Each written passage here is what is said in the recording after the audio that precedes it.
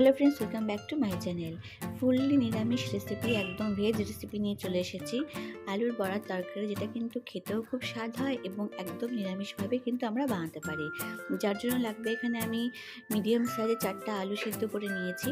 তার মধ্যে আমি দিচ্ছি এখানে চালের গুঁড়ো, লঙ্কার গুঁড়ো, আমি 2 রকম লঙ্কার গুঁড়ো ব্যবহার করেছি, ঝাল লঙ্কার গুঁড়ো, কাশ্মীর লঙ্কার গুঁড়ো, অল্প একটু হলুদ, স্বাদ মতো লবণ আর অল্প একটুখানি চিনি আমি এখানে অ্যাড করেছি, আর একটুখানি গোলমরিচ গুঁড়ো, আর 1 টেবিল স্পুন আমি আদা গ্রেট করে রেখেছিলাম সেটাও অ্যাড করলাম। চাইলে আপনারা কিন্তু একটুখানি আমচুর পাউডার এর মধ্যে ব্যবহার করতে পারেন বা কাসুরি মেথি দিয়েও কিন্তু বড়াগুলো সুন্দর করে বানিয়ে নিতে পারেন, খেতে কিন্তু ভীষণই ভালো হয়। দিয়ে ভালো করে আমি সবগুলোকে মেখে নেব, মশলার সাথে আলু সিদ্ধগুলো ভালো করে মেখে একটা সুন্দর ডো মতন বানিয়ে নেব। তো দেখুন এরকম হয়েছে। তো এবার এটাকে আমি যে কোনো শেপ আপনারা দিতে পারেন। আমি গোল গোল করে আমি ননস্টিক প্যানে ভাজছি, অল্প তেলেই তাহলে হয়ে যাবে, খুব বেশি তেল কিন্তু দরকার পড়ে না। তাহলে খুব সুন্দরভাবে লাল লাল করে বোথ সাইডে কিন্তু ভেজে নিতে হবে। দেখতে তো কত সুন্দর লাগছে। এইভাবে কিন্তু আপনারা গরম গরম ভাত ডালের সাথেও কিন্তু খেতে পারেন বা বড়া হিসাবেও কিন্তু খাওয়া যেতে পারে। বাট আমি এটা দিয়ে আমি একটা রেসিপি বানাবো, তার জন্য এরকম বড়া বানিয়ে নিলাম। তো আমি ওই প্যানেই অল্প একটু তেল দিয়েছি, সর্ষের তেল দিয়েছি, তার মধ্যে আমি গোটা জিরে ফোড়ন দিচ্ছি, তার মধ্যে আমি লম্বা লম্বা করে আলু কেটে রেখে একটু ভালো করে ভেজে নেব। তারপরে আমি এর মধ্যে অ্যাড করব টমেটো কুচিটা।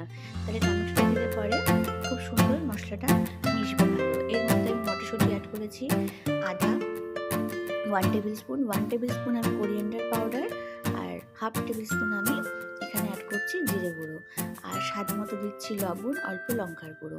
আমি কিন্তু কাঁচা লঙ্কা এখন অবধি ব্যবহার করিনি, চাইলে কিন্তু আপনারা কাঁচা লঙ্কাটাও এখন দিয়ে দিতে পারেন। তো ভালো করে মশলাটা সব কিছুর সাথে মিশিয়ে নিতে হবে এবং আমি জাস্ট কভার করে দিয়ে 3 থেকে 4 মিনিট কুক করতে দিচ্ছি। তো দেখুন 4 মিনিট মতন হয়ে গেছে, মশলাটা কিন্তু ভালো মতো কুক হয়ে গেছে, টমেটোগুলো খুব সুন্দর সিদ্ধ হয়ে গেছে। এবার ভালো করে নাড়াচাড়া করে এবার আমি এর মধ্যে অ্যাড করে দেব পরিমাণ মতন জল। আমি এখানে প্রায় 1.5 কাপ মতন জল অ্যাড করছি।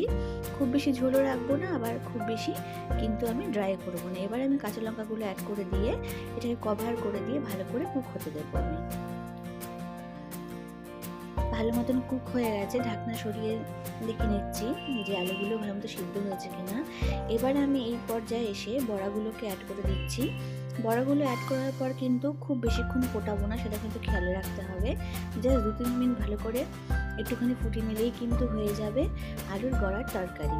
ঘরে যদি নিরামিষ খেতে খেতে আপনারা বোর হয়ে যান, তাহলে কিন্তু এইভাবে বড়া তরকারি করে খেতে পারেন। তো জাস্ট আমি ঘি গরম মশলাও ব্যবহার করবো না, আমি কাসুরি মেথি দিচ্ছি আর উপর ধনেপাতা ছড়িয়ে কিন্তু সার্ভ করছি।